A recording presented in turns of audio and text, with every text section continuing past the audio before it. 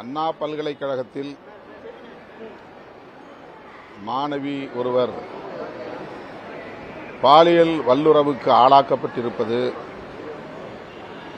மிகுந்த வேதனைக்குரியது.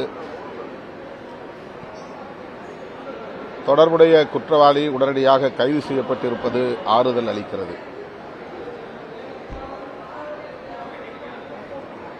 அந்த குற்றச் செயலில் தொடர்புடையவர்கள் வேறு யார் இருந்தாலும் அவர்கள் அனைவருமே கைது செய்யப்பட வேண்டும்.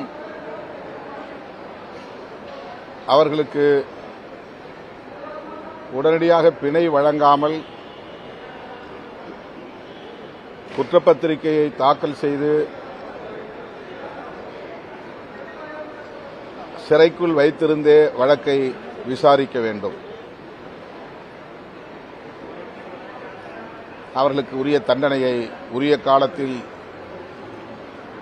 பெற்றுத்தர வேண்டும் என்று வலியுறுத்துகிறோம். அண்ணாமலை அவர்கள் பரபரப்பான அரசியலை செய்ய விரும்புகிறார். தமிழகத்தை பொறுத்தவரையில் அதிமுக எதிர்க்கட்சி அல்ல, பாஜக தான் எதிர்க்கட்சி என்று காட்டுவதற்கு பெரிதும் முயற்சிக்கிறார். ஆகவே ஆளுங்கட்சியின் மீது அவ்வப்போது குற்றச்சாட்டுகளை அடுக்கினால்தான்